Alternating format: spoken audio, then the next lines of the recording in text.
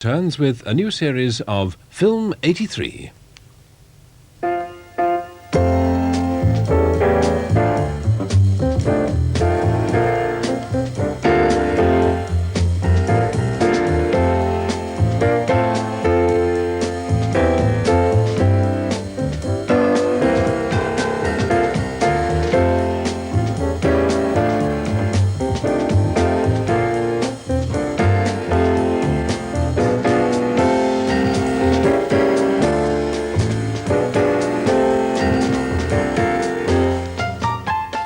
Englishman, Jeremy Thomas, and directed by Nagisa Oshima, who also made In the Realm of the Senses and Empire of Passion. It's based on Lawrence van der Post's story, The Seed and the Sower, and it's set in 1942 in a Japanese prisoner of war camp in Java, an unlikely setting to be sure in which to find David Bowie. But he indeed is the star, along with Ryuichi Sakamoto, his direct counterpart on the Japanese pop scene. At this point, however, I should stress that anyone expecting a rock musical is going to be bitterly disappointed.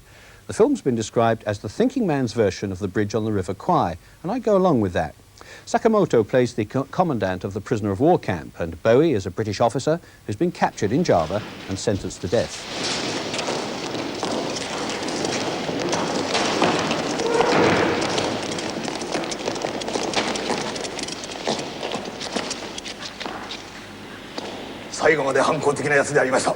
You have been found guilty on all charges.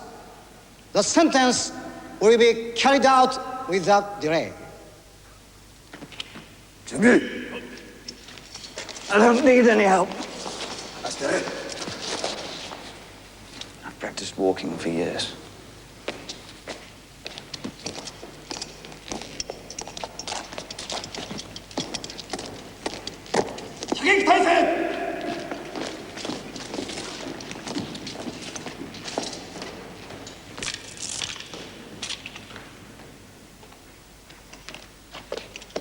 I don't need that. The blindfold is for the firing squad, so they don't look into your eyes as you die. Yosh, そのままにしてやれ。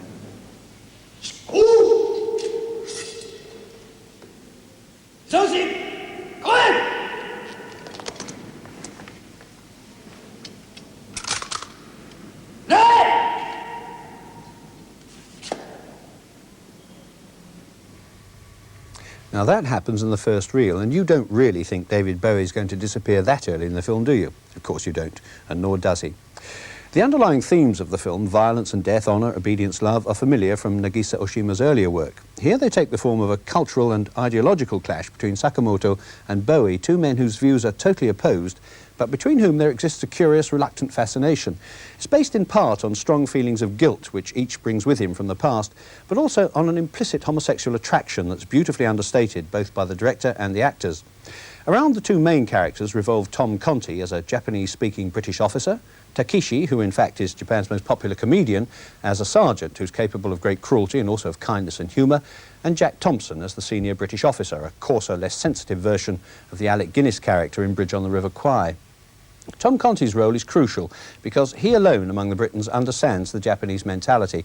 He acts almost as a narrator, and through him we too begin to understand that the Japanese brutality towards their captives is not merely sadism for its own sake, but stems from a much deeper national attitude towards discipline and above all honour.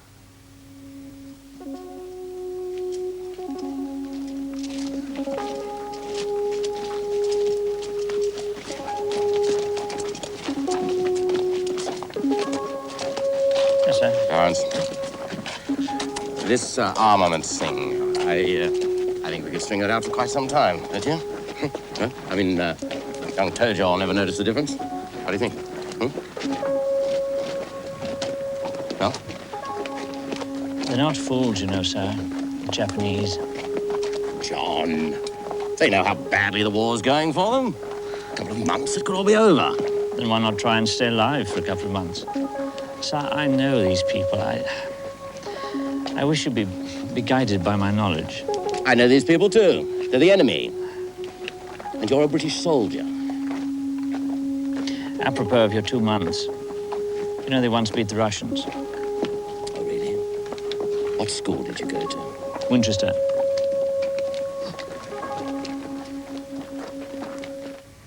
It's also Mr. Conti who delivers the basic message of the film, that we are all, Oriental or Occidental, the victims of leaders who always think they're right and in so thinking are always wrong. Merry Christmas, Mr. Lawrence has received a mild savaging from some of the other critics, and I find that astonishing. Admittedly, the structure of the film is quite seriously flawed by a number of unnecessary flashback sequences, but for the most part of the time, the tension in the prison camp scenes is brilliantly achieved. It's a most absorbing picture of that rare kind that you talk about for weeks after you've seen it. Most of the performances are first-rate, and in particular, David Bowie has improved enormously as an actor since The Man Who Fell to Earth. And by the way, one of the many good things about the picture is the music, which was composed by Sakamoto, who, as I mentioned, is a pretty big deal on the Japanese pop scene. And, of course, David Bowie has some slight reputation hereabouts as a rock star. This, in fact, is his fourth serious film role, and he provides the inspiration, if you like, for this month's competition. There follows a compilation of various denizens of the pop music world who, with varying degrees of success, have inflicted themselves on feature films. What I'd like you to tell me is who they are and what films they appeared in. Oh, how beauteous mankind is. Oh, brave new world that has such people in it.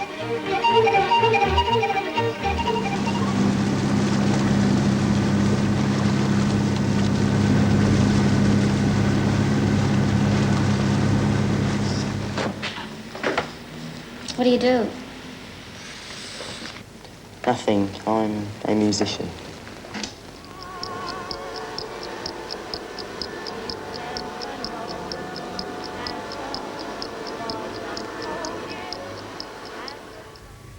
All right then, who are those pop stars and what films were they in? You may have noticed that I spoke earlier of this month's competition, and that's because we're only having one a month in future. All the greater incentive, therefore, for you to bung in your entry by Friday, and on a postcard, please, to Film 83 Competition, BBC Television Centre, London W12 8QT, and win yourself a day on the set of a new film called Hit, which is about a supergrass and stars Terence Stamp and John Hurt. The director is Stephen Frears and the producer, Jeremy Thomas, who of course also produced Merry Christmas, Mr. Lawrence. And naturally you'll win a sweatshirt too. And so we come to Blue Thunder. And by my reckoning, it's 2 hits